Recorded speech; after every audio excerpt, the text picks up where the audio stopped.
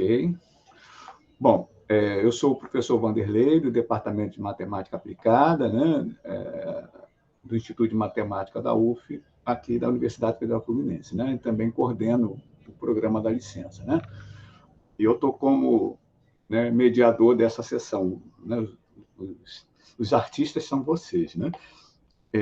Como a gente tem uma quantidade bem grande, né, de material, né, para ser apresentado, quer dizer, e o tempo é curto, então a gente vai, né, dar sequência, quer dizer, aos vídeos um a um, à medida que eu vou chamando, né,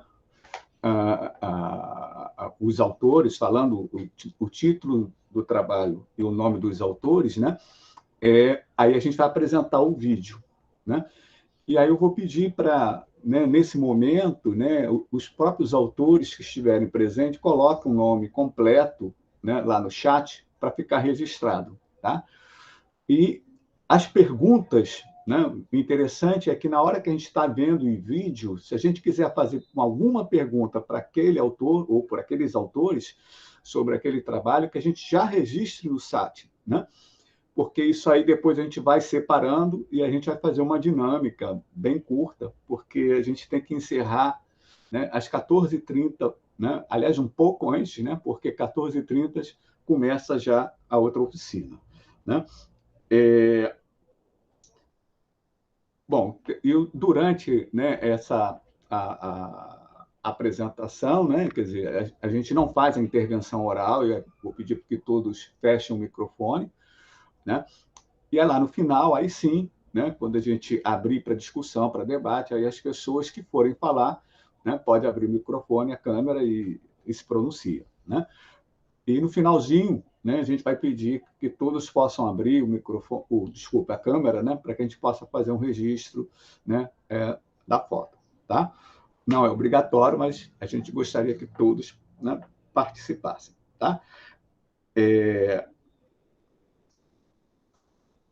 Bom, queria agradecer aqui a presença de todos, né?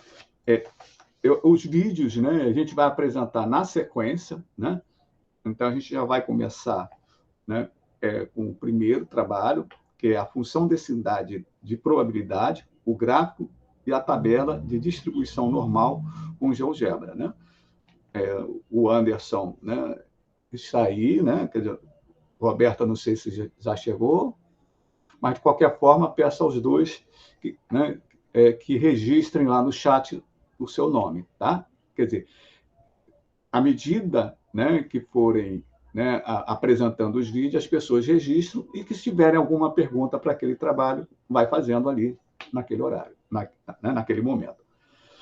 Então, vou apresentar agora a Melissa, né? Melissa, né, Oliveira, que é a nossa auxiliar aqui, né, bolsista da licença, uma aluna, né, muito inteligente, uma bolsista muito eficiente, né? Então, vamos lá com o primeiro trabalho, né? A função densidade e probabilidade, o gráfico, a tabela de distribuição normal com o GeoGebra, né? De Anderson Pampulho Nobre, Vieira e Roberto Marques Silva. Olá, pessoal. Eu sou o professor Anderson Vantuí Nobre Vieira, né? Comigo está o professor Roberto Marques Silva, e nós dois estamos propondo aí, na verdade, submetendo, né, um trabalho para o segundo encontro internacional de GeoGebra em língua portuguesa aí da UFF, né? Nosso trabalho tem o título A Função Densidade e Probabilidade, o Gráfico e a Tabela de Distribuição Normal com GeoGebra. Nesse trabalho, o que a gente pretende, né, é comentar sobre o que a gente tem percebido nas nossas aulas e também em alguns casos que a gente leu em trabalhos, né? Então, desde a introdução, a gente já comenta, né, que a tabela de distribuição normal costuma ser apresentada aos alunos em aula de estatística apenas no momento de buscar o valor de probabilidade dado um Z, né? Ou o contrário, tendo o Z, tendo o valor de probabilidade, encontra o Z correspondente. Né? Isso é muito comum nos cursos de estatística. Mas fazendo isso, né, o aluno vai na tabela e ele só decora as regras para olhar a tabela e para buscar o Z num gráfico que muitas vezes ele vê o desenho e nem significa nada para ele, né? Então a gente resolveu desenvolver um trabalho com GeoGebra dentro da disciplina de estatística básica e da disciplina de estatística experimental, né? No Instituto Federal do Norte de Minas Gerais, no Campus Salinas, onde eu e o Roberto somos professores. A gente normalmente trabalha essa disciplina nos cursos superiores, né? Em geral de engenharia florestal, engenharia de alimentos, licenciatura em matemática, física, química e outros cursos, né? Bacharelado em sistema de informação, né? E aí, o objetivo nosso com esse trabalho é justamente utilizar a função densidade e probabilidade no GeoGebra para facilitar a visualização, mostrando o que acontece quando a gente provoca aí mudanças na média e no desvio padrão, né? E também o que acontece com os valores de probabilidade à medida que a gente muda o valor de z no gráfico dessa função. Então, nossa metodologia foi através de pesquisa bibliográfica, né, sobre a parte teórica, que é o que a gente utiliza nas nossas aulas, autores e livros como, né, é costume utilizar nas disciplinas e na de estatística não é diferente, né? Então, após fazer uma pesquisa bibliográfica para nossas aulas teóricas, a gente foi ver no GeoGebra como é que a gente encontrava funções que realizavam integral para o cálculo de área, como é que a gente podia marcar os pontos de inflexão do gráfico para o aluno ver ali, né, enxergar como que o desvio padrão e a média estão apresentados no gráfico da distribuição normal e fizemos uma aula apresentando a construção para eles, mostrando, por exemplo, como eles poderiam encontrar os valores de Z, né, através do software GeoGebra. E aí, ao mesmo tempo, também mostramos como que funciona o desvio padrão, né, a média, o que uma variação nesses parâmetros provoca no gráfico e, consequentemente, na função, né? Ele vai provocar uma variação no gráfico da função, mas isso porque está ocorrendo a mudança dentro da função, né? Bom, como resultado, então, os alunos gostaram muito dessa implementação, eu vou mostrar a implementação já já, e afirmaram que com ela eles conseguiram perceber justamente o que a gente queria, né? Com o objetivo, que era ver o que acontecia com a função, ver a curva gaussiana modificando à medida que a gente mudava os parâmetros de desvio padrão e da média, e também conseguir entender o que representavam os valores da tabela de distribuição normal, né? Eles, olhando os valores, conseguiam visualizar ali o que aqueles valores representam, né? E não só simplesmente numa tabela buscar um valor, né, de forma mecanizada.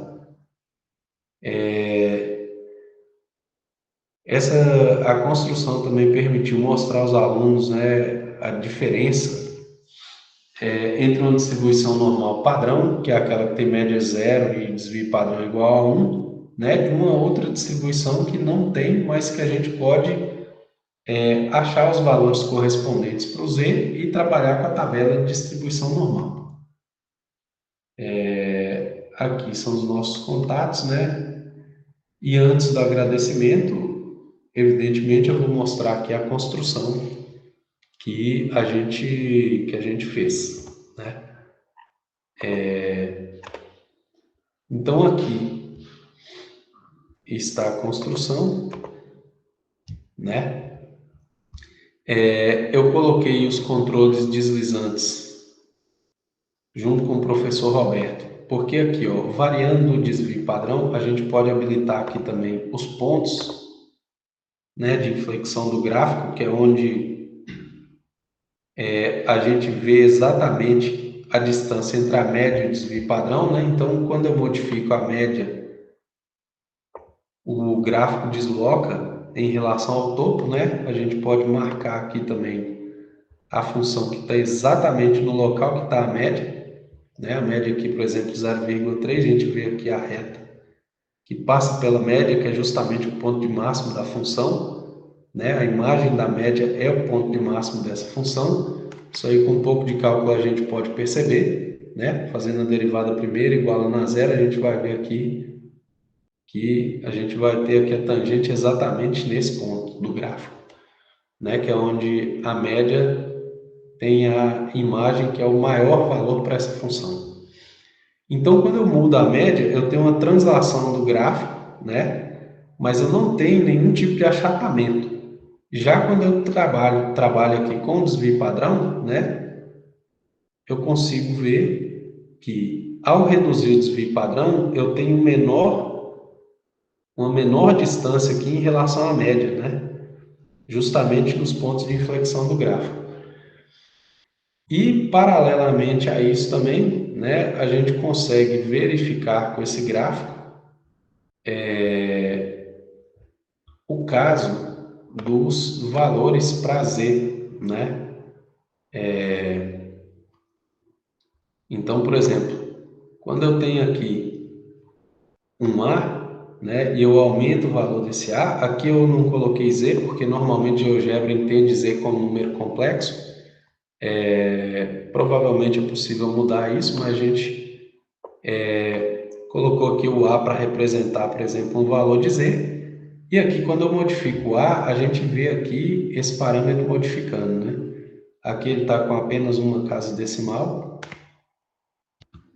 Aí, pessoal, modifiquei aqui para duas casas decimais no caso dos Z's, né? Então, aqui a gente tem a função integral, né? Da função P de menos infinita a A, que vai nos dar essa área, né?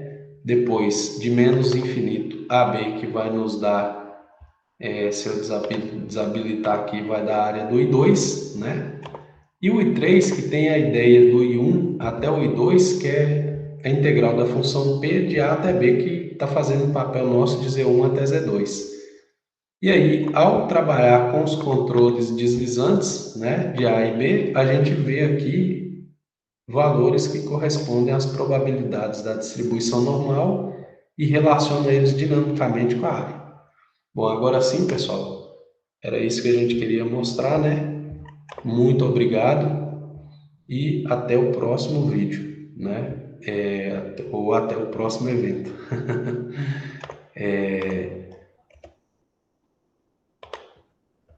Muito obrigado. Até mais. O professor Roberto também agradece, né? Um grande abraço a todos e todas. Obrigado, Anderson, Roberto.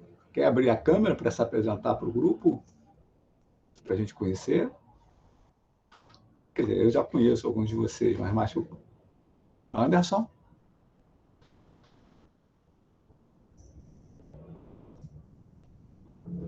Ok. Bom, então vamos para o próximo, né?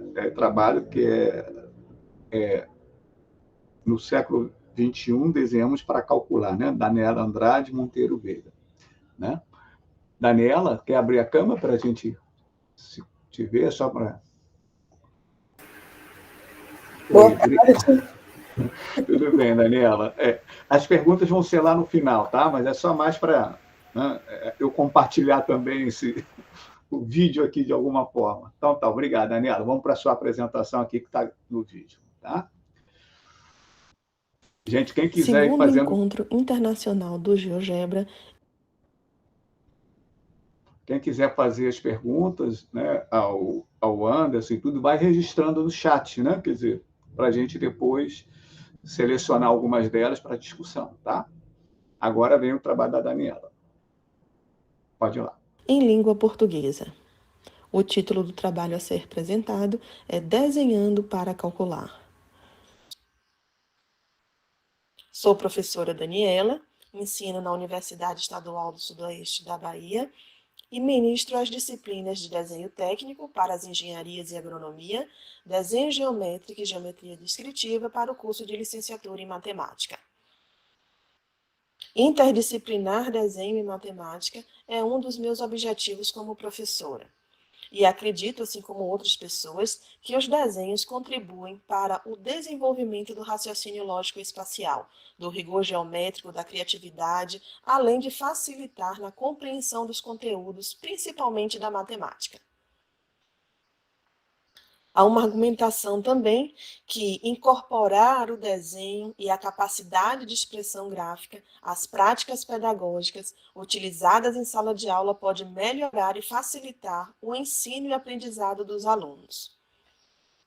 Ao longo da história, o homem se empenhou em desenvolver mecanismos que pudessem lhe auxiliar na compreensão e aplicação da matemática nas suas atividades diárias. Sem sombra de dúvida, o uso das calculadoras eletrônicas e dos primeiros computadores no final do século XX é um importante marco nessa evolução dos instrumentos.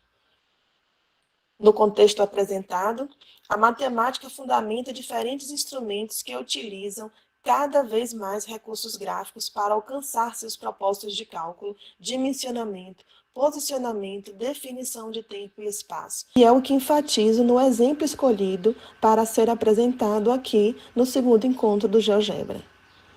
Vamos simular no GeoGebra o cálculo de o peso de um bebê ainda dentro do ventre materno. Esse vídeo já está incorporado a uma atividade disponibilizada no geogebra.org, em que a gente trabalha um sólido de revolução simulando uma atividade profissional. E surgiu da minha inquietação em questionar o meu obstetra, grávida do meu primeiro filho, como ele podia calcular, estimar o peso da criança ainda dentro do ventre materno.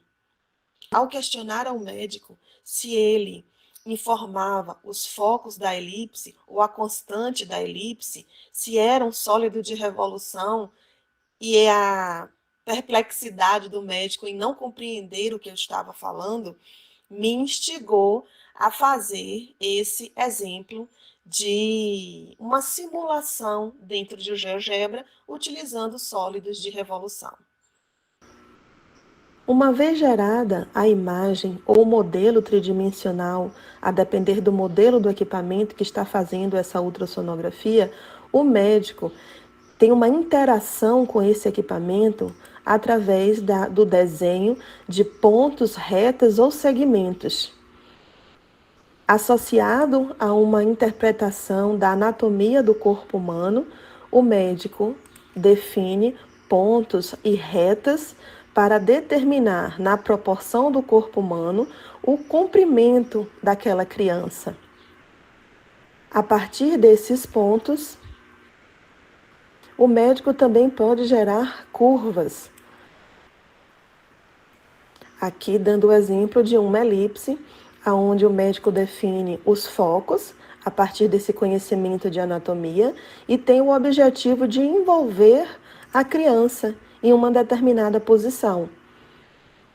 Assim como a gente altera a ferramenta, ele altera a ferramenta no equipamento de ultrassonografia e pode editar a posição desses pontos para melhor atender ao objetivo de envolver plenamente a criança em torno dessa elipse.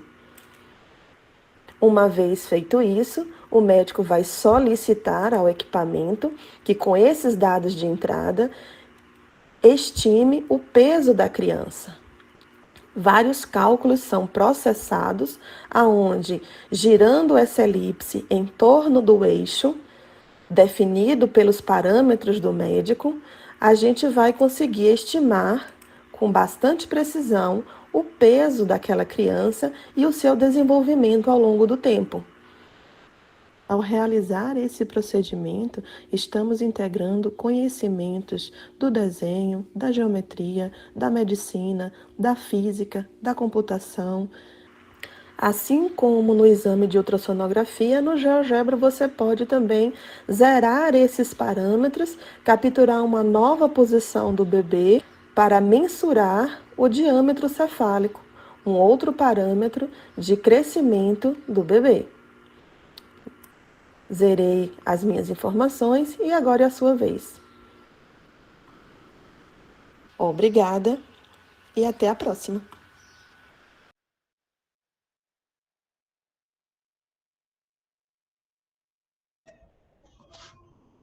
Obrigado, Daniela. Quer dizer, gente, eu pediria que as pessoas ficassem atentas ao chat, né? Que a gente está fazendo algumas solicitações, como colocar o nome completo, o e-mail, né? Né? E acompanhando, né? Então, a gente vai agora ao próximo trabalho, né? Que é de Mariane Brito Azevedo Borges. Mariane está aí? Pode abrir a câmera para a gente...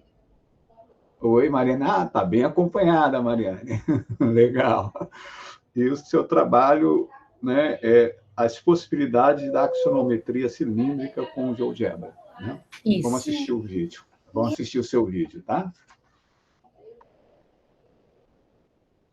Bom dia, eu sou Mariane Azevedo, professora de desenho da Escola de Belas Artes da UFRJ, atuando principalmente no curso de licenciatura em desenho. Apresentação axonométrica do objeto relacionado ao triado trirretângulo construído pelos eixos objetivos x, y e z se realiza a partir da visão do observador, chamado de polo ou centro de projeção. Esse polo pode estar situado a uma distância finita do conjunto objetivo. E aí nós teríamos a axonometria cônica, que foi a que eu me referi no primeiro encontro internacional do GeoGebra, ao qual o link está aqui na descrição desse vídeo. Na representação axonométrica cilíndrica, então, aqui nós vamos tratar aqui hoje, o observador, nosso polo de projeção, é um ponto impróprio. A direção das projetantes estão paralelas entre si e elas podem estar em relação ao nosso plano π0 de forma oblíqua ou de forma ortogonal. A axonometria cilíndrica oblíqua, ela começa com os traços do plano, ou seja, a gente tem um triângulo dos traços formado por onde os três eixos interceptam o nosso plano π0. Então, a gente tem aqui onde o eixo Y intercepta π0, o eixo X e o eixo Z. E nós temos aqui o centro da nossa axonometria, nossa origem axonométrica. A partir desse centro, nós temos traçados os três eixos x0, y0 e z0, as projeções desses três eixos. Outro elemento importante na axonometria é o ortocentro rebatido. Eu vou rebater esse triângulo aqui, ó, o nosso triângulo onde tem o nosso O, π0z, π0x. Eu vou rebater para conseguir a verdadeira grandeza, né, desses dois eixos. Então, eu vou rebater aqui esse triângulo, conseguindo a porção em verdadeira grandeza de x e de y. Sobre a verdadeira grandeza, eu vou pegar a peça que eu quero representar e aqui eu posso colocar suas medidas reais. Feito isso, eu indico a direção da minha projetante. Então, quando eu rebati, eu utilizei como base o meu ortocentro só, para encontrar o rebatimento do meu O. Mas, quando eu for buscar a direção das minhas projetantes, eu vou ligar esse O rebatido com o meu centro axonométrico. Então, essa é a direção das minhas projetantes. Encontrada a direção das minhas projetantes, eu vou traçar paralelas e ver como elas vão ficar, essas medidas, sobre x e y.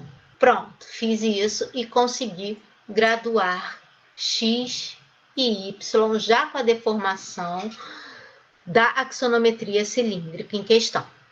Repito o processo para o Y, para o eixo Y, encontrando também esse ponto. E o GeoGebra ajuda porque um arquivo desse, onde o aluno pode abrir, fechar e ir fazendo esse passo a passo, facilita ele na compreensão e na visualização. É como se ele estivesse interagindo, ele está traçando junto com você.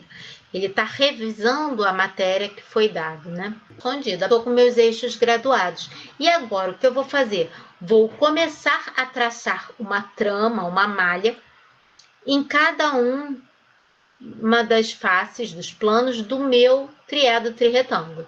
Então, aqui no plano XY, eu fiz uma malha, no XZ e no YZ eu tracei toda a malha. Posso fechar esse meu paralelepípedo construtor, né, que a gente chama, que é como se fosse um bloco que a gente vai começar a esculpir e encontrar nossa peça, encontrando o ponto A. Então, nós temos aqui a nossa trama e eu posso começar a esculpir a minha peça. Eu sei que o contorno da minha peça, ele é sempre visível, e na axonometria cilíndrica, pelo fato do meu polo ser impróprio, eu posso estar de um lado ou do outro do plano. Então, como isso se dá? Se eu estiver do lado do O, o meu O é visível. Eu tenho uma representação dessa peça. Se eu estiver do outro lado, o meu axis será visível.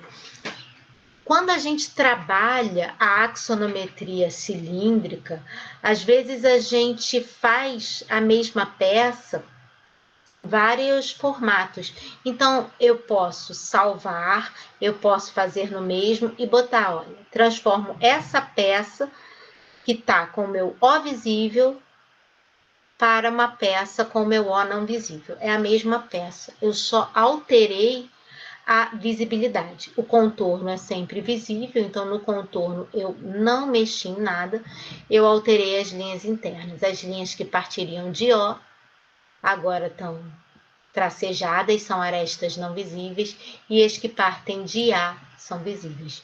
Olha como eu consigo mudar meu ponto de vista só alterando essa visibilidade interna. O não visível, O visível. E aqui, no caso, a gente está trabalhando a axonometria cilíndrica, que ela tem a direção das projetantes, pois meu feixe de projetante vem de forma oblíqua, né? E quando essas projetantes passam a incidir de forma perpendicular ao plano, né, quando essas projetantes passam a incidir de forma ortogonal ao plano, o que nós temos? O nosso O vai cair sobre o ortocentro.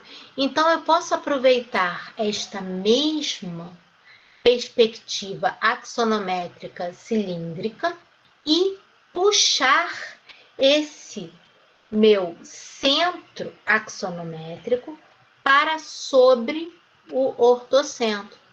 No que eu faço essa transição, essa modificação, quando eu puxo esse centro axonométrico, esse centro da minha axonometria, para o ortocentro, o que acontece? Eu transformei a minha axonometria cilíndrica oblíqua em uma axonometria cilíndrica ortogonal. Ela já ficou com as projetantes de forma ortogonal.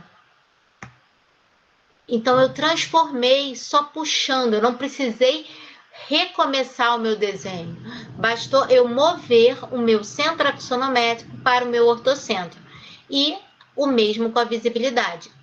O visível e O não visível. O recurso da translação, além de eu transportar pontos, né, segundo o distanciamento que eu preciso, eu poderia ter transportado todo esse meu polígono frontal aqui para trás, segundo esse vetor, né? fazer a minha axonométrica explodida. O que seria essa minha axonométrica explodida? Eu traçaria um vetor, eu faço um recorte, eu quero fazer o meu A, então eu vou fazer um recorte. Eu faço um vetor aqui, no meu eixo Z, vou pegar esse meu objeto e translado esse. Posso transladar o objeto inteiro, posso transladar ponto a ponto, posso transladar cada plano do objeto e trago ele aqui para baixo. Agora eu vou apenas completá-lo. Eu vou transladar essa parte vazada do meu A, dar ela no eixo Y, vou deslizar ela no eixo Y. Aqui a gente tem então a finalização da peça, terminei as arestas não visíveis, né? E se quiser, por efeitos estéticos, esconder os pontos, os traços, né? Lembrando que isso é uma parcela das linhas que foram utilizadas para fazer todo o traçado. Muito obrigada.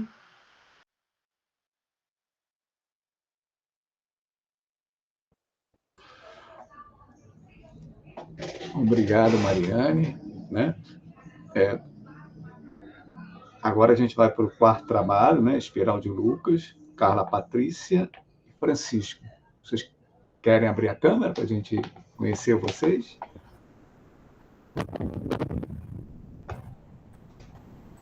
Oi, Carla. Tudo Oi, bem? pessoal, boa tarde. Então tá. Então vamos ao seu vídeo, tá? Pode apresentar. Olá, pessoal. Hoje nós vamos aprender a criar a espiral de Lucas. A sequência de Lucas é uma sequência infinita igual à de Fibonacci, que é representada por Ln. E para encontrar os termos dessa sequência, nós temos Ln-1 mais Ln-2, para n maior que 2. Ou seja, o termo inicial dessa sequência é o número 2. O L1 é igual a 1. E para encontrar o L2, eu tenho que somar L0 mais L1, que é igual a 3. Então, hoje nós vamos construir essa espiral de Lucas utilizando quadrados. E cada quadrado vai corresponder a um elemento dessa sequência. Então, para criar o quadrado, eu vou em ferramentas, polígono regular, clico nos dois pontos para criar o quadrado. Então, eu vou clicar no 0 e no 1. Vou criar o meu primeiro termo, L1. Depois, eu vou para do 1 ao 3, criar o segundo termo, L2. Então, L0 tem valor igual a 2. Então, meu quadrado é de lado 2 e o L1 é de lado 1. Então, para criar o terceiro polígono, que é o L2, igual a 3, eu vou criar um quadrado de lado 3. E assim eu vou fazer a soma. 3 mais 1, 4.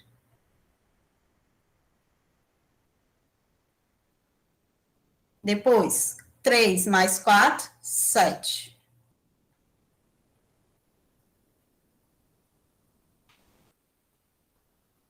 Como eu já não consigo mais visualizar a minha tela inteira, eu vou arrastar a minha janela com a ferramenta Mover Janela.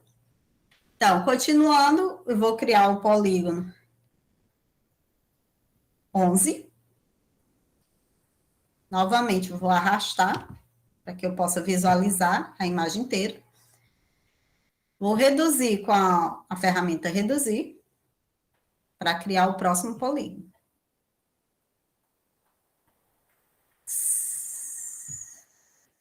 Novamente, vou reduzir. Arrastar. Mesmo assim, ainda está grande, ó. Então, vou reduzir novamente. Arrastar novamente. Pronto. E agora eu vou criar o oitavo polígono. Nosso termo. Vou arrastar essas imagens que estavam aqui, ó. Vou colocar aqui pertinho. Ela está um pouco reduzida, porque nós reduzimos, mas vou deixar aqui para não atrapalhar na nossa construção. Então, agora nós vamos criar a espiral de Lucas. Eu vou ampliar um pouquinho para ver os termos iniciais, né?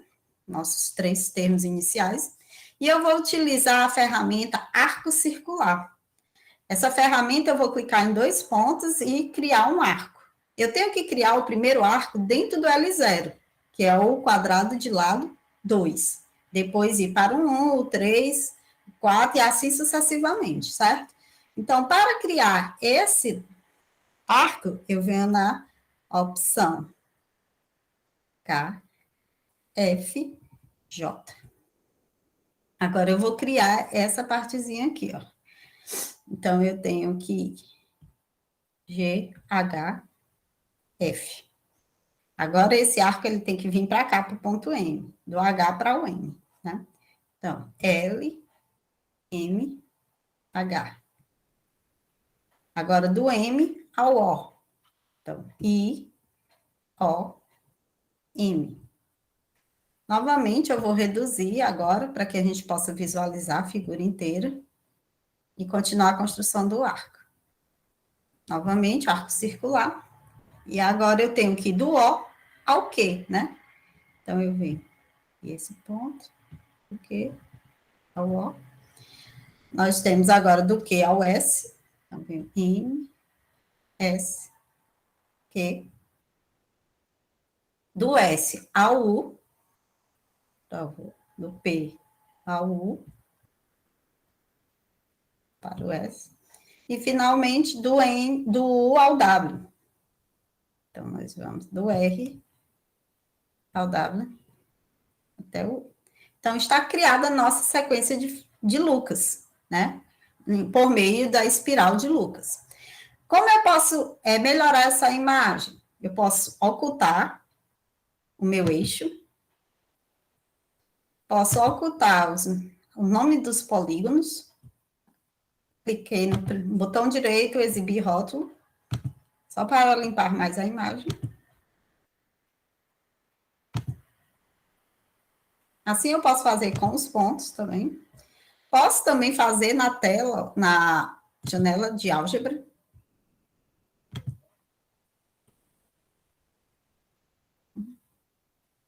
Então, como colorir para dar um destaque a cada elemento? Eu posso vir ó, no polígono 1, com o botão direito, propriedades, cor. Então, no polígono 1, quanto mais eu aumentar a transparência, mais a área será pintada, né? Será preenchida. No polígono 2, vou colocar um azul. No polígono 3, vou colocar um laranja.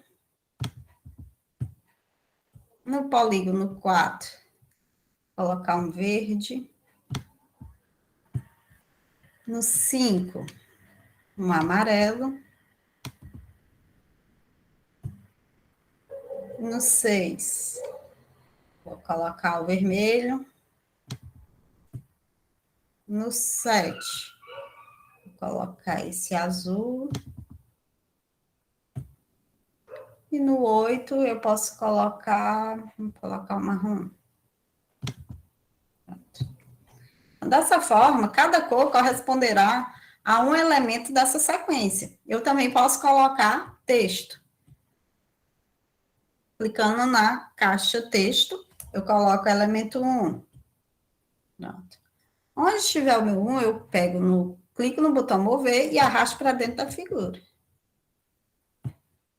Depois, para o segundo termo. 2. Novamente, clico no botão mover e arrasto para dentro da figura. Texto. 3. Clico com o botão mover e arrasto para dentro da figura. Próximo termo. 4.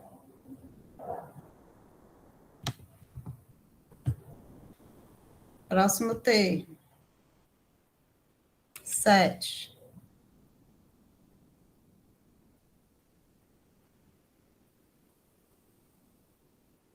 Esse 7 aqui é para cá. O terceiro termo é aqui.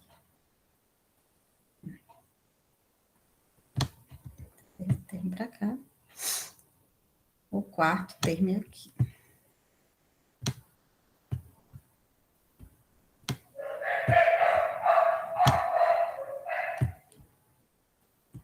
Termo 11.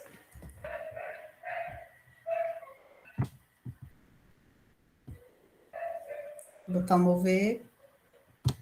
Clique e arrasta. Termo 18. E o termo 29. E assim está a construção da nossa espiral de Lucas. Obrigada e até a próxima.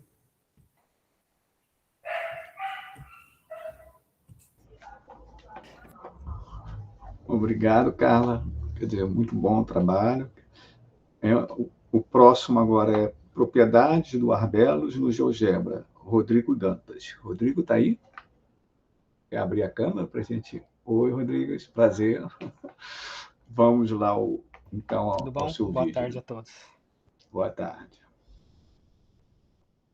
Minha ideia aqui é mostrar algumas propriedades atribuídas a Arquimedes sobre o Arbelos. Então, primeiro vamos entender o que é o Arbelos. Para a gente entender o que é o Arbelos, nós vamos primeiro construir então um segmento de reta aqui AB.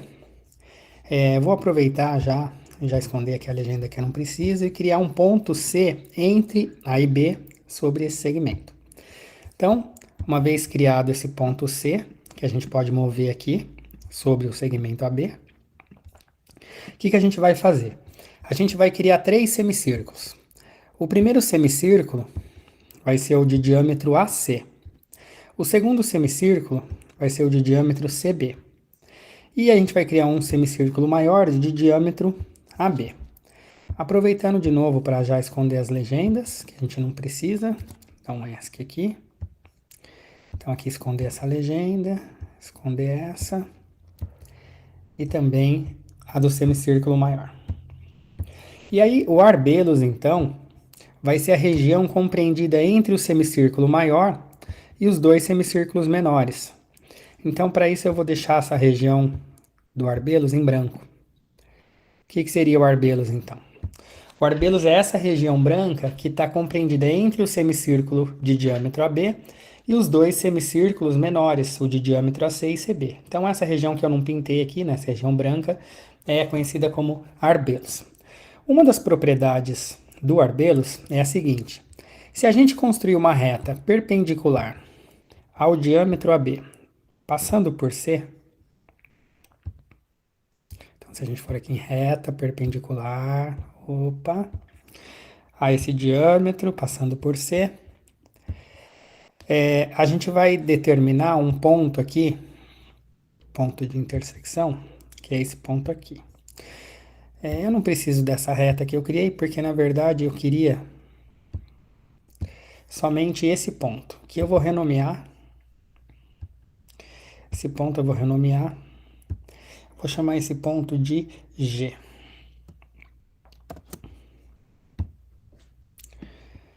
Então, o que vai acontecer? Conforme a gente move aqui, o ponto G move, por quê? Porque o ponto G é a intersecção da reta perpendicular ao diâmetro passando por C, e ele é justamente essa intersecção. Então, vamos criar um segmento aqui, ó, desse ponto até o C. E aí, então, lembrando que esse segmento que eu criei, ele é perpendicular ao diâmetro.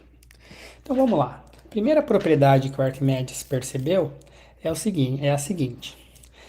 Se a gente traçar um círculo com esse diâmetro CG, então como que a gente vai fazer isso? A gente vai vir aqui em ponto médio desse segmento, vai vir na opção círculo, dado o centro em um de seus pontos, esse é o centro, esse é um de seus pontos.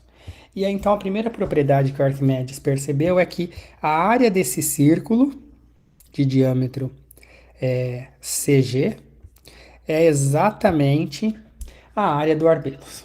Como que a gente pode utilizar o GeoGebra para mostrar isso? Então, nós vamos fazer o seguinte. A área do círculo no GeoGebra é bem tranquilo, porque existe aqui uma opção de área.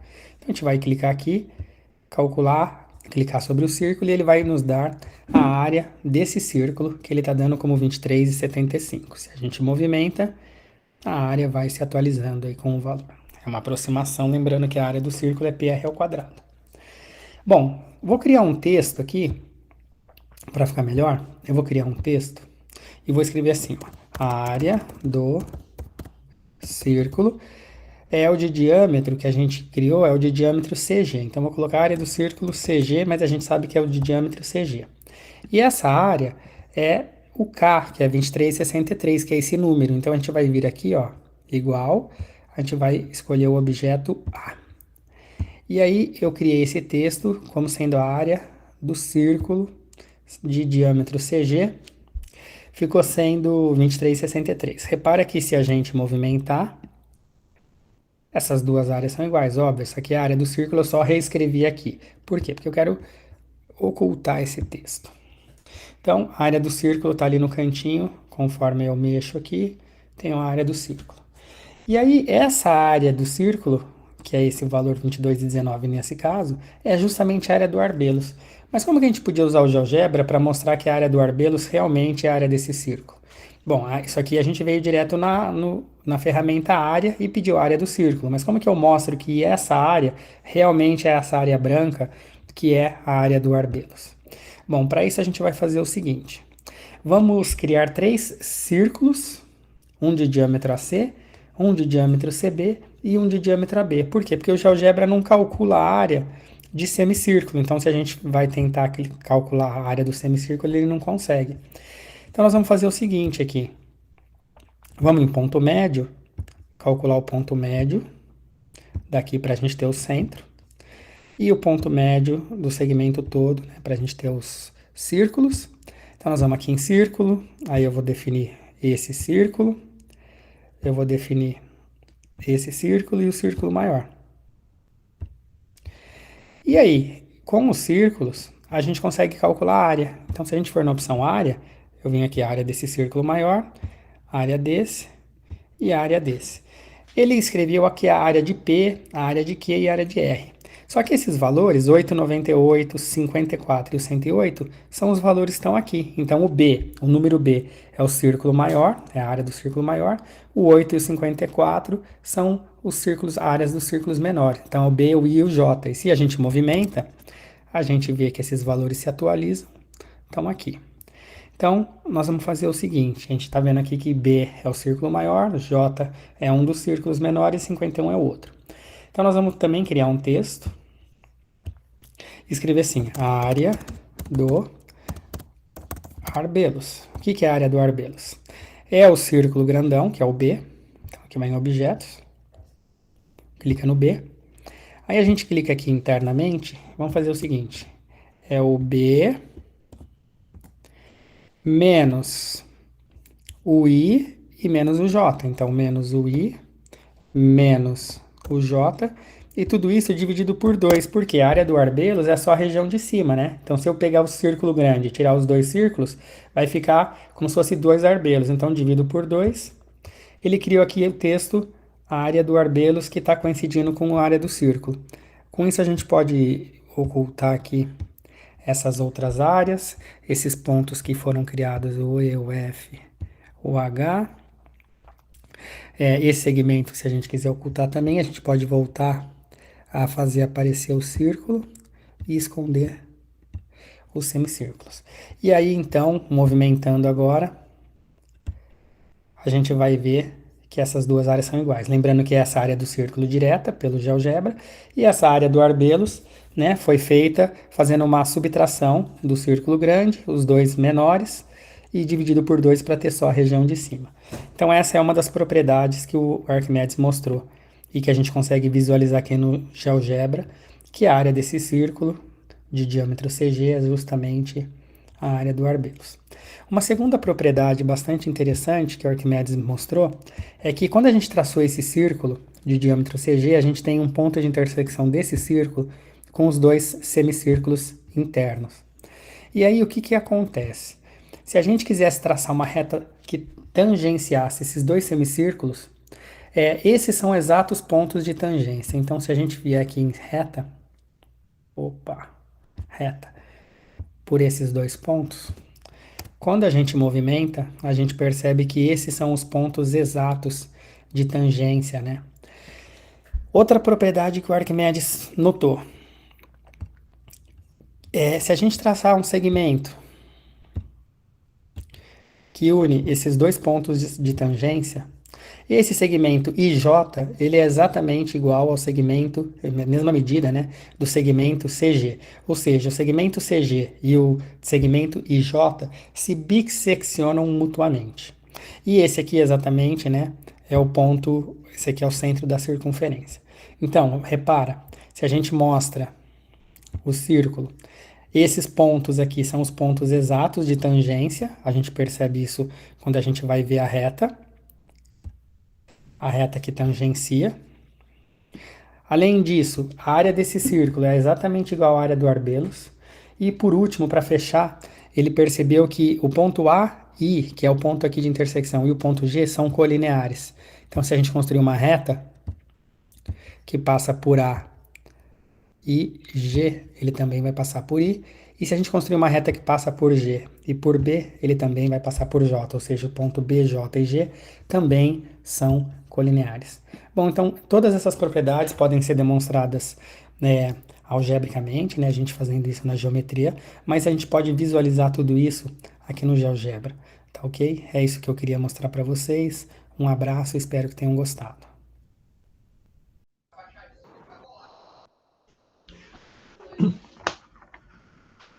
Muito bom, Ronaldo.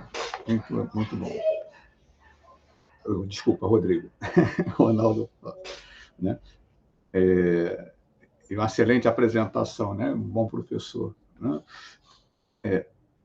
O próximo trabalho, né, é modelagem 3D em estéreo utilizando o GeoGebra 2D, né? Agora sim, Ronaldo da Silva Tavares, Carla Bastos Guedes, José Geraldo Franco Mestres e Marcelo de Sá Guimarães. São 4 autores. Vocês querem, né, abrir a câmera para a gente conhecer vocês? Bom, eu já conheço, né, mas mais para o restante do pessoal conhecer vocês. José Geraldo, Ronaldo. Boa tarde a todos. Boa tarde. Carla.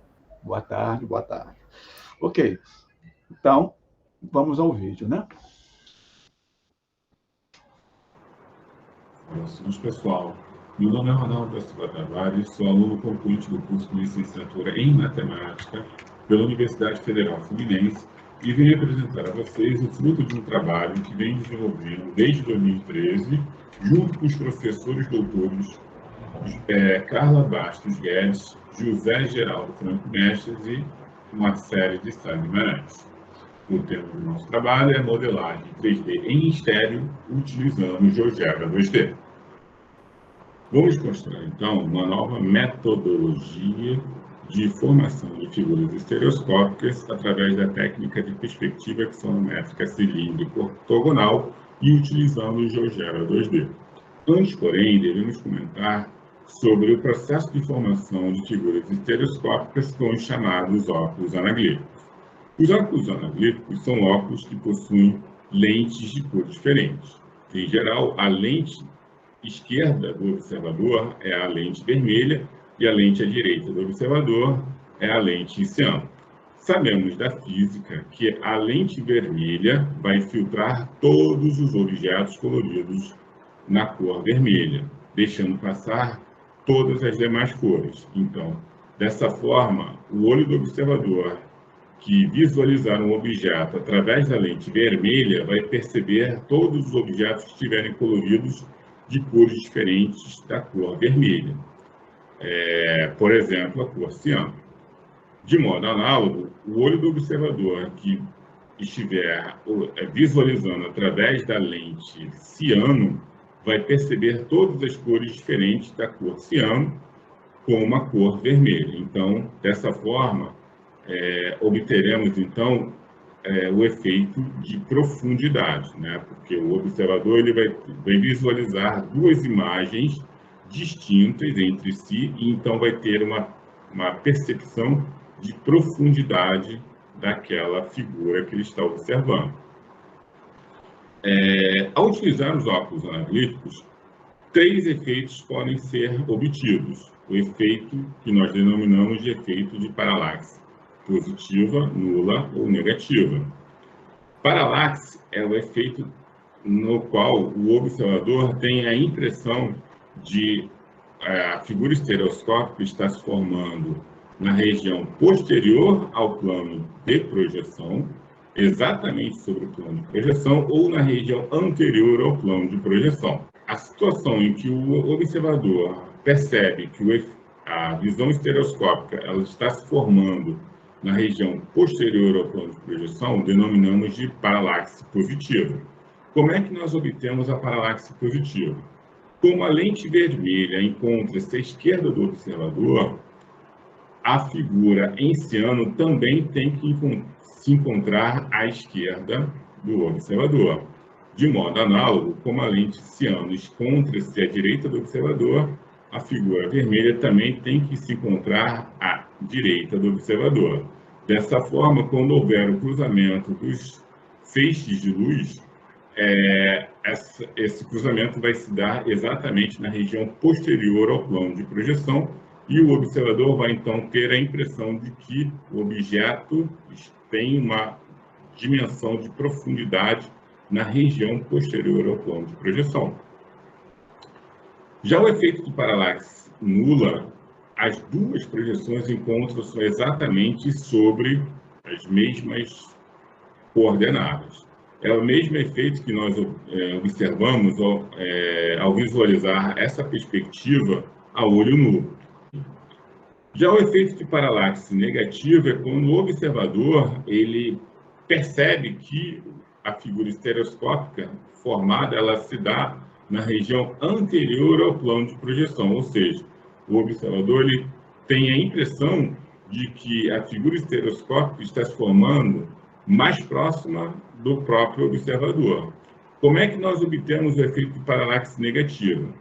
Como a lente vermelha encontra-se à esquerda do observador, o objeto colorido em ciano ela tem que se encontrar à direita do observador.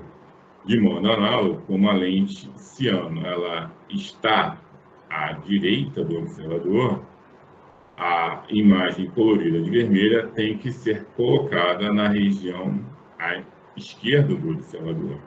Dessa forma, quando houver o cruzamento dos feixes de luz, o observador vai ter então a impressão de que a imagem formada vai se dar exatamente na região anterior ao plano de projeção, ou seja, ele vai ter a impressão de que a imagem está saltando do plano de projeção.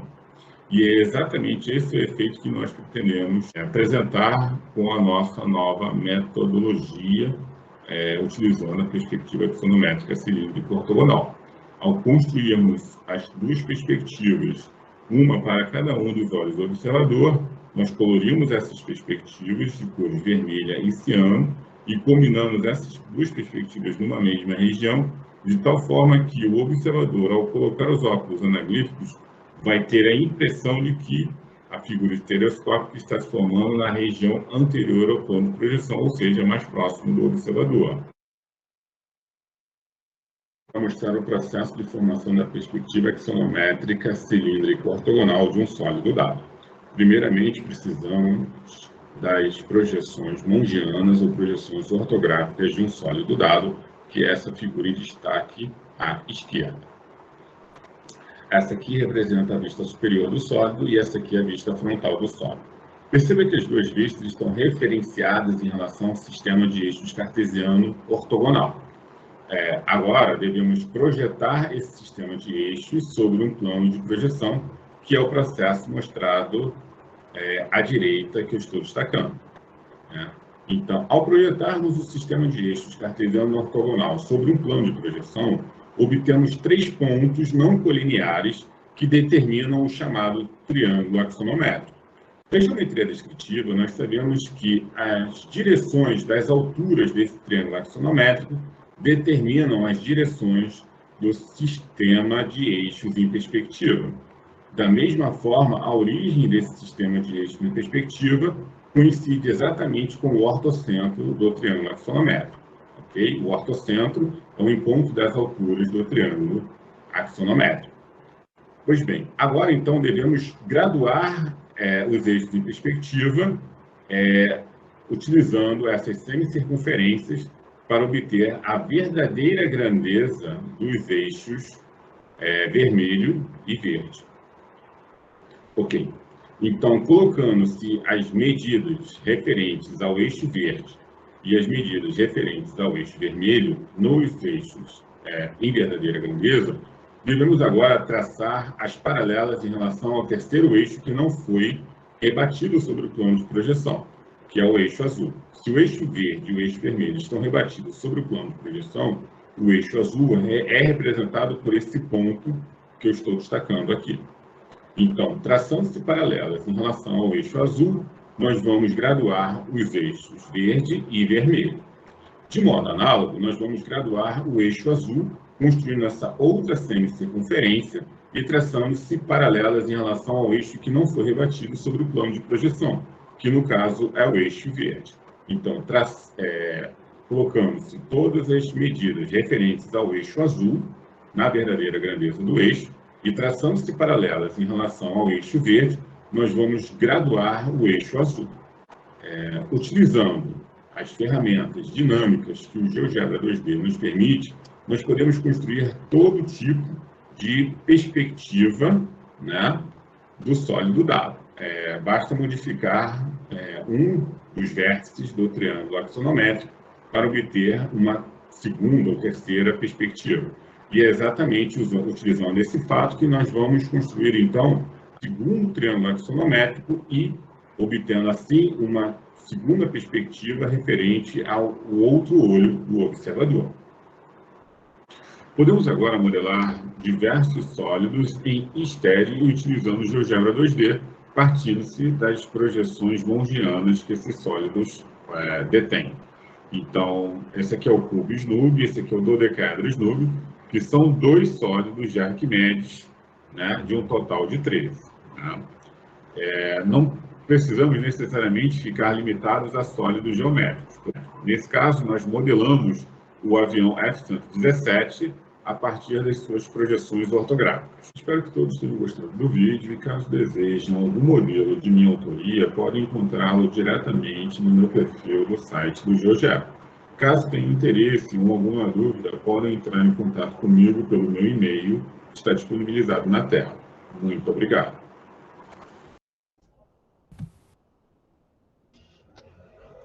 Olha, Ronaldo, foi ótimo, não vi nada, né?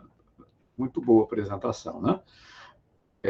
Então vamos ao próximo vídeo, né?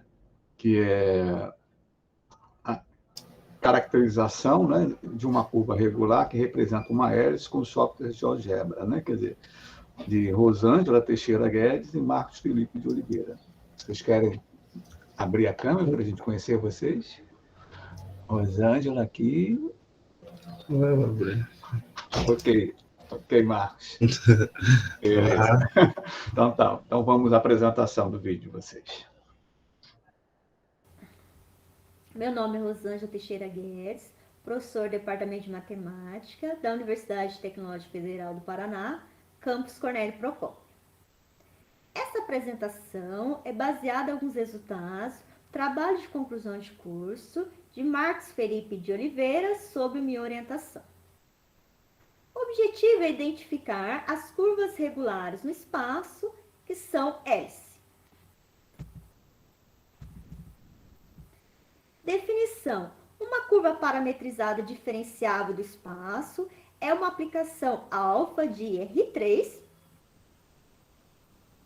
alfa de t igual a x de t, y de t, z de t, são diferenciados de classe C infinito. Já essa curva parametrizada diferenciável alfa é dita suável regular se para todo t pertencente ao intervalo I, o vetor tangente é diferente do vetor núcleo. Considere a curva alfa no intervalo semiaberto à esquerda 0 a 2π, definida por cosseno de t, seno de t e t. Determine um ponto P qualquer nessa curva alfa, construa o vetor tangente. Essa curva alfa é uma curva diferenciável, animando o controlizante, que é o parâmetro S, no intervalo semiaberto à esquerda 0 a 2π, cada ponto dessa curva alfa existe o vetor tangente e o vetor tangente é diferente do vetor nulo. Assim, esta curva alfa, por definição, é uma curva regular.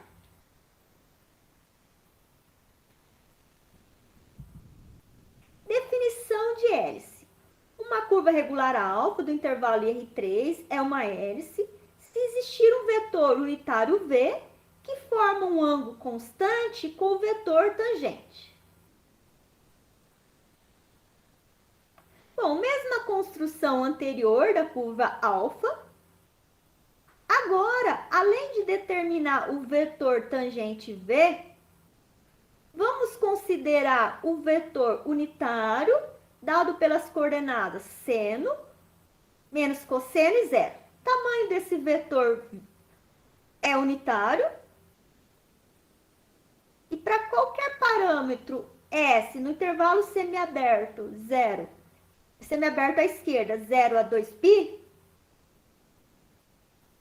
então o ângulo entre o vetor tangente e este vetor unitário, ou seja, existe um vetor unitário que forma um ângulo constante com o vetor tangente. Portanto, pela definição, esta curva regular alfa é uma hélice.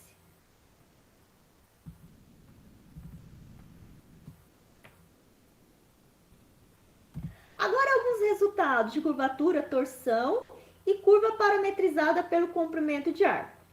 Uma curva regular alfa de IR3 é dita parametrizada pelo comprimento de arco se para cada T0, T1 pertencente ao intervalo I, a integral de T0 a T1 da norma do vetor tangente é igual a T1 menos T0.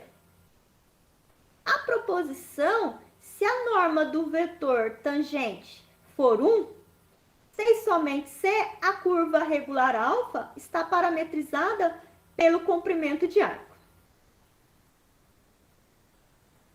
Se a alfa de IR3 é uma curva regular, podemos reparametrizar essa curva alfa pelo comprimento de arco, considerando a nova curva beta, a composta de alfa com h, onde h é a função inversa da função comprimento de arco obtida por esta definição.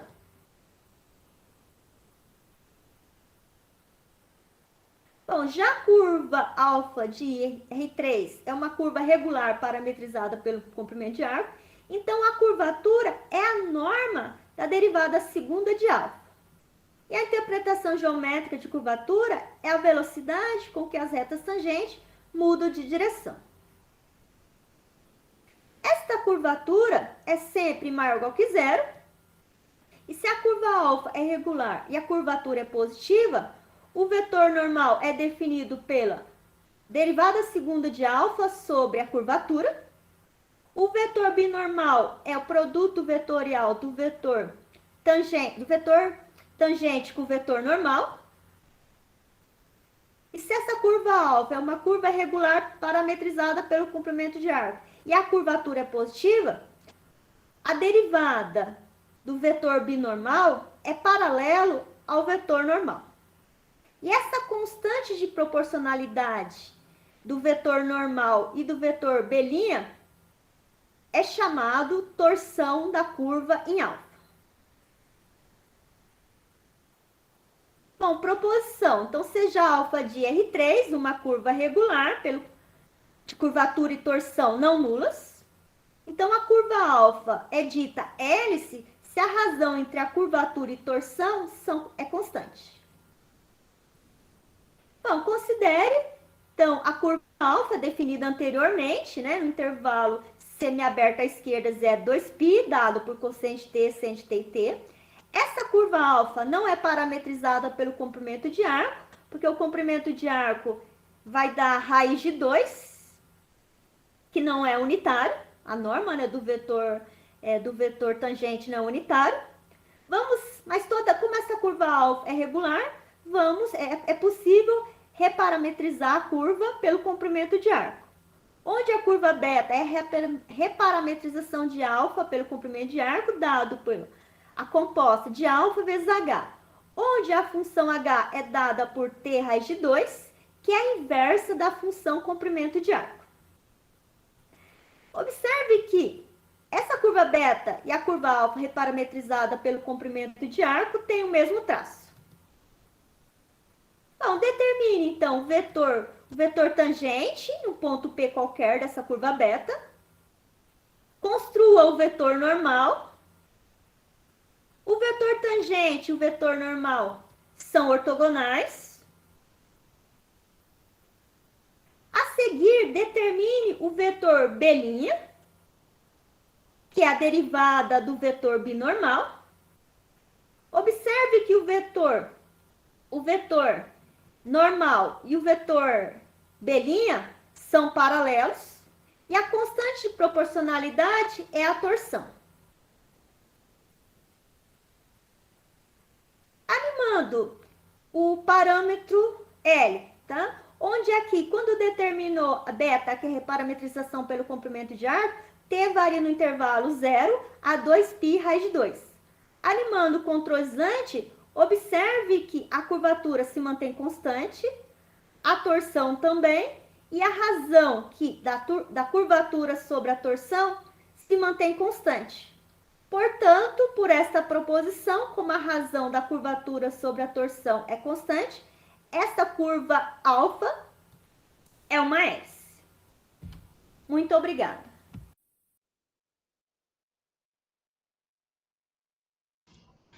Obrigado, Rosângela. Só queria lembrar as pessoas, quer dizer, olharem no chat agora, que a Melissa, né, ela vai colocar o formulário de presença, tá? Quer dizer, é importante que vocês... Aliás, já colocou aqui, tá? Quer dizer, para vocês acessarem lá o formulário de presença, ok? Então, vamos, né, ao último trabalho, né? Quer dizer, dois problemas sobre pontos racionais em curvas do plano, né? Maria Vitória Araújo Souza, Kevin Dalton, Bertolino Azevedo. Vocês querem abrir a câmera para a gente conhecer vocês?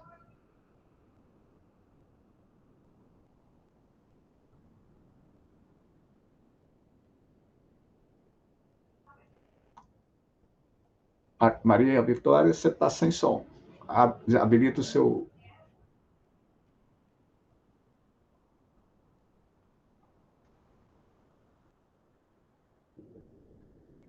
A gente continua.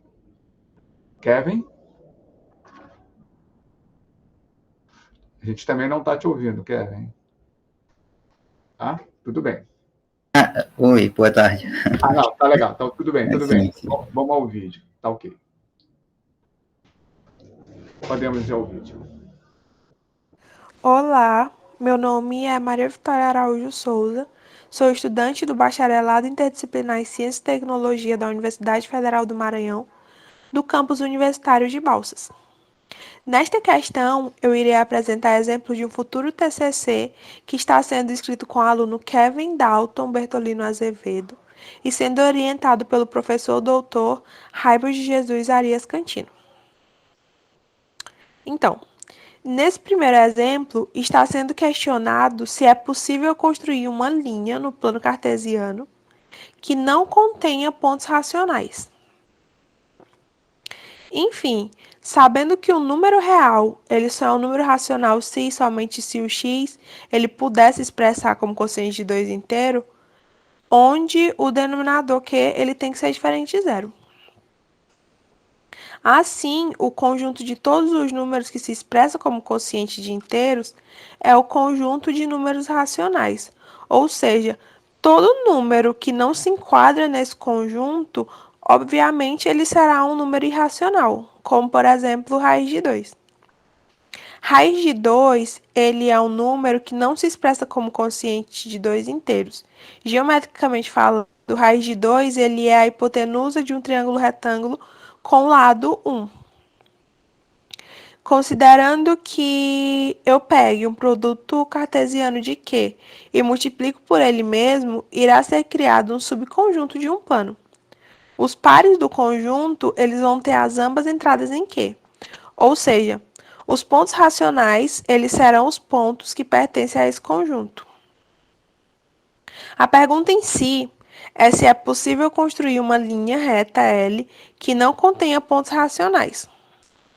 Contextualizando, quando considerarmos retas verticais, ou seja, reta com equação cartesiana com x igual a A, bastaria que o A ele fosse um irracional para que isso possa existir.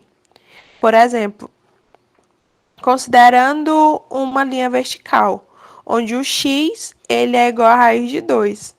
Neste caso, nenhum ponto dessa linha é um ponto racional, visto que a primeira entrada ela sempre será o irracional. No entanto, se formos considerar uma reta, uma linha horizontal, onde o y é igual a A e o A é um irracional, chegarei na mesma conclusão, porque uma das entradas também seria um irracional. Agora, considerando uma reta passando pela origem, ou seja, essa reta ela é do tipo m vezes x. Para cada m real diferente de zero, pensaremos nesse tipo de linha. A pergunta em si seria qual conclusão deve ser imposta a M para que seja possível construir linhas que nas coordenadas não tenham números racionais.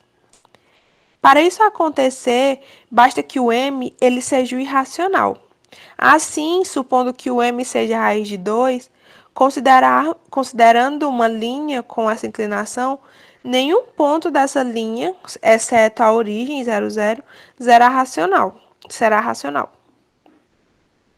Provando que não existe pontos racionais, exceto a origem, vamos supor que exista um ponto qualquer na reta, racionando pelo absurdo, esse ponto é SR. Ele tem ambas as entradas racionais. Assim, o SR, por estar contido na reta, o R ele será igual a raiz de 2 vezes S.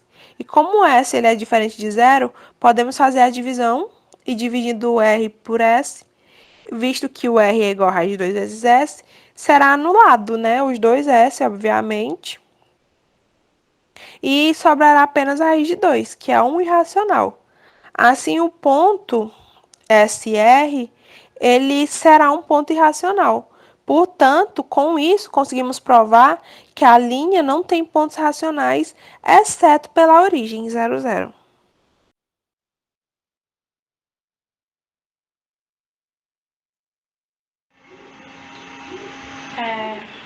Então, no segundo exemplo, temos um ponto P se movimentando no plano cartesiano. A pergunta é a seguinte: o P, ele visita pontos racionais durante esse trajeto em que ele está fazendo? Então, observando a animação, parece que o P, ele visita 4 pontos racionais, que são 1, 0, 0, 1 e menos 1, 0 e 0, menos 1. Esse ponto P, ele está sujeito a uma condição. Essa condição é que o P ele tem uma distância fixada D, onde esse D ele é igual a 1. Então, D, que é a distância da origem, ela é uma distância de origem unitária. Observando o rastro que o P deixa nesse momento, então o P ele vai descrever uma curva S1. Ou seja, é um círculo unitário de entrada em 0, 0 com D igual a 1.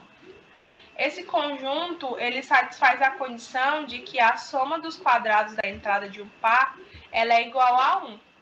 Então, a pergunta se torna se o S1 ele vai ter pontos racionais.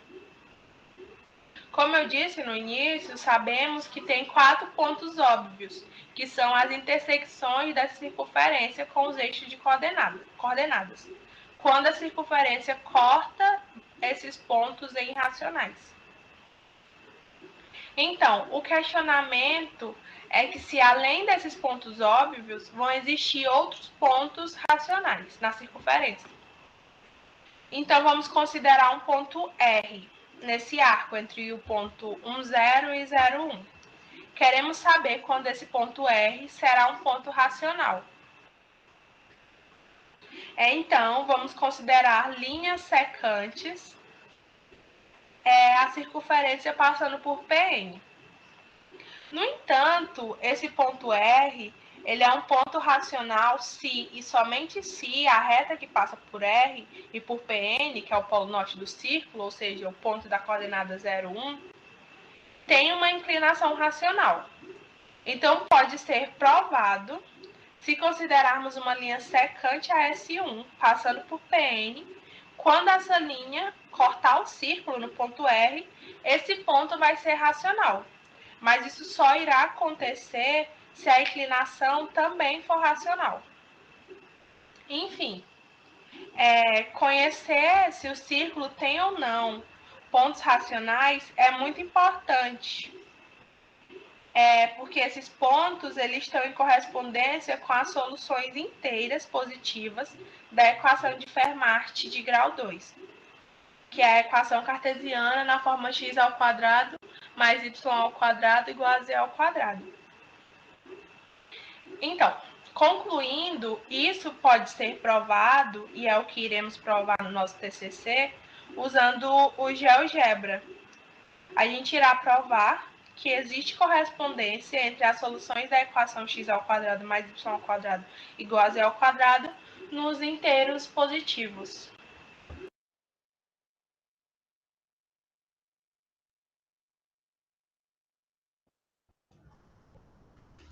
Obrigado, Maria Vitória e Dalton, né? Só para, né, lembrar, quer dizer, que os participantes estrangeiros, quer dizer, não precisam preencher o formulário, né? Eles podem, né, só colocar, né, o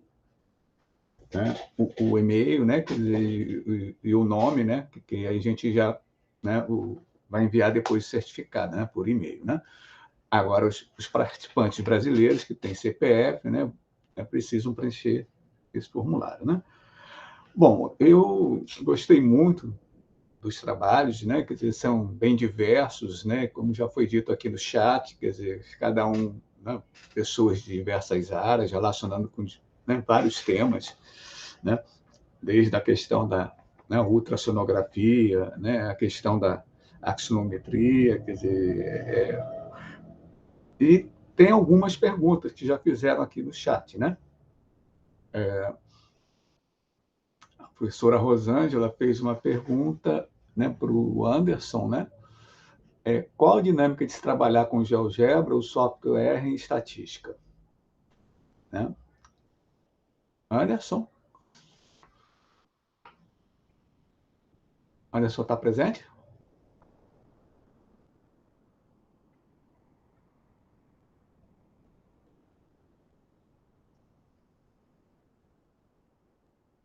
Anderson, pode abrir o microfone, né, e responder, tá? Fica à vontade aí. E a outra pergunta que a professora Rosângela fez para a Daniela foi, né, como surgiu a ideia de trabalhar a ultrassonografia com GeoGebra?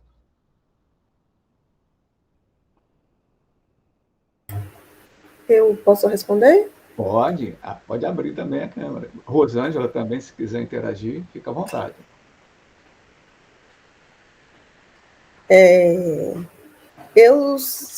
Minha formação em graduação não é nem matemática nem desenho, é uma área na interseção dessas duas coisas. Eu sou arquiteta, mas hoje eu atuo como professora de desenho nesses cursos de engenharia e licenciatura em matemática.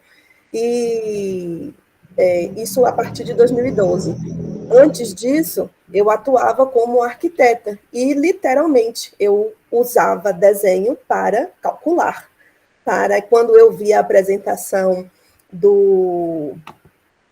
esqueci o nome da pessoa, que falou de Arquimedes e dos arbéolos. Sim, foi o Rodrigo Dantas. O Rodrigo, ele, para mim, que sou das engenharias, ele faz um cálculo super complexo, de uma forma dinâmica incrível, porque quando a gente calcula as abóbodas, né, ou as ogivas, as semi-esferas e a estrutura metálica, a gente precisa de várias seções para encontrar justamente essa perpendicular nesse semicírculo em diversas posições diferentes. Eu achei, assim, fantástico. Os trabalhos da professora Mariane e do... Eu sou péssima de gravar nome, me desculpem, acho que Robson. O da Mariane, você também tem uma pergunta para ela. Se você quiser, você colocou no chat, pode fazer. Ela já interage aí com você. Porque eles integram, né? Um é licenciado em matemática e a outra é professora de desenho. Eu estou na interseção deles dois. E observar, né, analisar o que está à nossa volta e como a matemática está inserida nela é uma das perspectivas que eu preciso trazer para a sala de aula para convencer meus alunos que as duas coisas estão interligadas. O desenho e a matemática estão unidos intimamente dentro do que o desenho geométrico, ou a engenharia, ou o design, ou o cinema com as animações, milhares de animações de personagens, eles fazem juntos. Então, depois que eu me tornei professora, eu passei a observar tudo ao meu redor de ultrassonografia, a desenho animado e produção de cartoons, correlacionando desenho e matemática. Eu estou encantada com os trabalhos apresentados, porque eles integram isso que eu tento convencer meus alunos aqui pelo lado da sala de aula. Então, já vou fazer uma propaganda, né? A gente tem um projeto lá na licença de história em quadrinhos no ensino da matemática. Então, tem um e-mail aqui, a gente vai entrar em contato contigo, tá? E quem quiser também, estiver interessado, né? Quer dizer, agora, você tinha uma pergunta para a Mariane, né? Quer dizer, Mariane, muito legal o seu trabalho. Seria possível ser representado utilizado a janela, né, 3D? Depois que alterou a visibilidade, fiquei em dúvida se a janela é 2D ou 3D. Mariane. Ela até respondeu, ela deu uma chancezinha, mas eu gostaria de ouvi-la. Oi. Aliás, deu para perceber que ela é professora mesmo, né, dessa geometria toda espacial, fazendo aqueles movimentos com os braços e tudo. Eu também sou bem gestual. Sim, eu gostei muito da apresentação da Daniela, também me identifiquei muito com ela, não sabia que a sua formação era arquiteta, né? Eu também sou arquiteta, depois que eu fiz a licenciatura em desenho, e eu fiz um artigo até há um tempo atrás, que era o cálculo desenhado, o nome do artigo. Aí, quando eu vi, eu falei, nossa, os alunos vão adorar esse seu tema, desenhando, calculando para desenhar, né? Desenhando para calcular, aliás. Eu adorei. Eu ainda não mexo assim tão bem no GeoGebra, eu ainda estou engatinhando, mas como ele é um programa gratuito, leve, fácil de mexer e que a internet possibilita, tem todo, né, para gente. Então, é muito fácil trocar isso com o aluno nessa época de ensino remoto e que a gente trabalha com muita precisão. O ensino do desenho tem muita precisão, muitos traços. O GeoGebra facilitou essa visualização, porque eu não ia conseguir observar essa diferença no traçado, se eles fazem, escaneiam, tiram uma foto com o celular, eu não ia ter como analisar o desenho deles, né? Então, assim, eu fico sem os desenhos manuais, mas pelo menos eu consigo ver se eles compreenderam a dinâmica do processo da criação das peças, né? Na axonometria.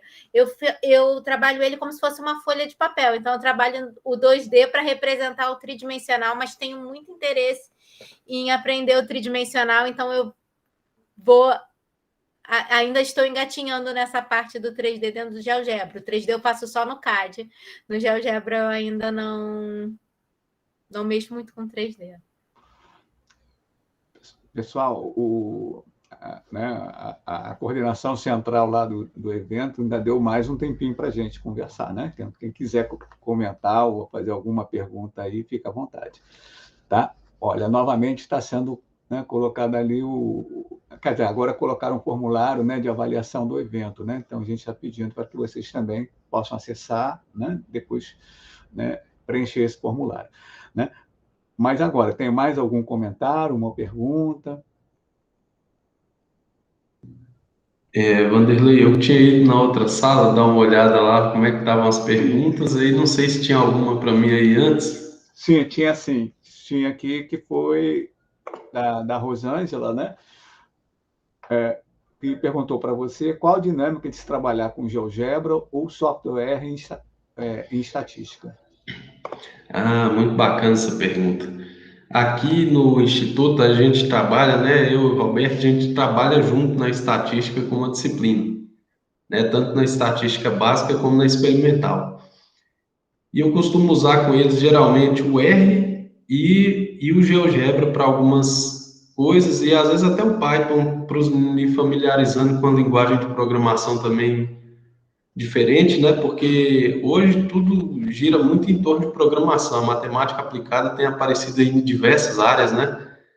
Eu acho isso importante para a formação do aluno.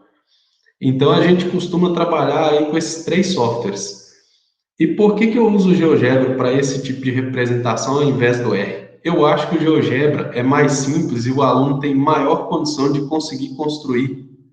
Ele é mais dinâmico, tem uma interface muito amigável, acho que bem mais do que a do R para esse tipo de desenho, né? Então, eu acho que isso aí contribui muito para a visualização do aluno. Ele pode, se ele não tiver muita habilidade com programação, eu posso colocar no GeoGebra Online, ele vai clicando nos pontinhos lá de comando, né? E ele clicando, ele habilita o que ele quer para ele movimentar através dos controles deslizantes e mexer na construção do jeito que ele quiser, sem ter que programar nada, né? Então, isso ajuda muito tanto o aluno que tem dificuldade quanto o que tem mais habilidade, né? Porque a gente às vezes precisa pensar também que tem aluno que não é tão chegado em programar e a figura, ele tendo possibilidade de trabalhar na figura, é mais interessante para ele. Então, eu tento usar um software os softwares que abrangem toda a galera da turma, né? E nesse ponto o GeoGebra tem um poder fantástico, né? Que é da visualização, do, da facilidade de movimentação nos controles, né? E ele também é um software que, se quiser fazer coisa mais complexa para quem olhar e gostar, né? Vai conseguir fazer. Então, eu acho importante apresentar, porque ele também é um software de grande destaque na matemática, né? A gente que é professor de matemática, eu acho que qualquer turma que a gente trabalhar, é importante apresentar o GeoGebra. E lá eu trabalho nas engenharias, nas licenciaturas, né? Então é bem interessante. E os resultados são muito positivos, os alunos gostam muito.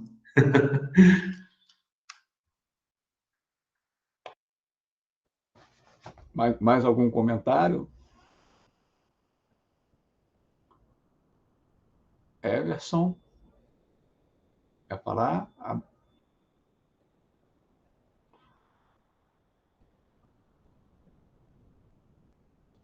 Não sei se ele queria falar.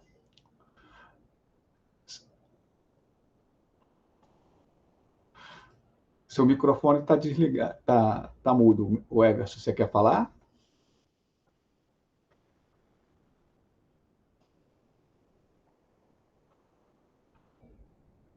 Bom, eu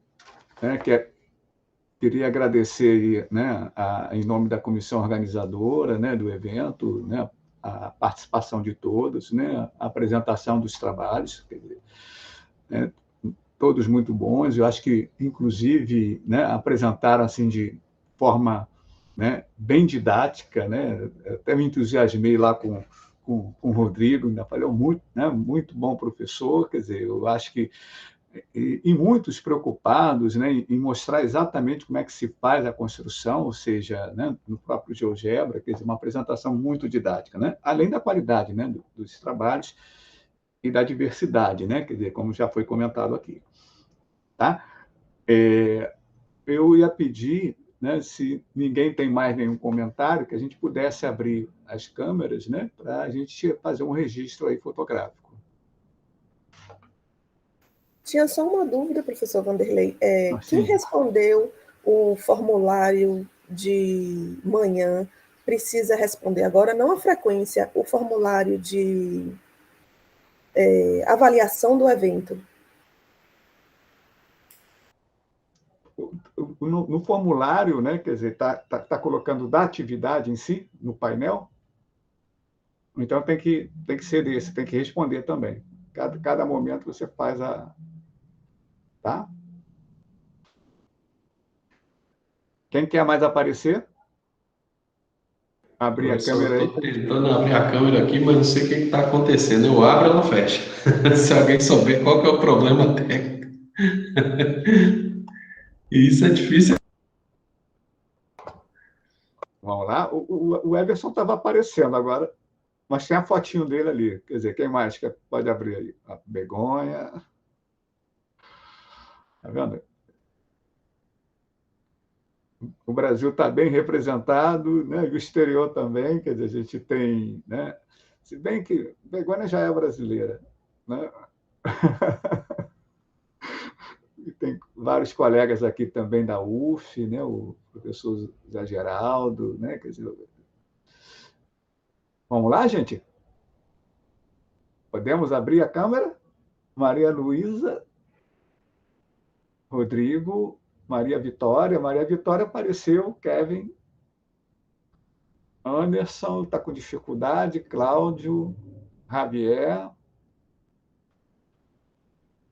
Bom, vamos tirar uma foto dessa para garantir e vamos aguardar para ver se mais alguém consegue abrir a câmera, né? Vamos lá, deixa eu...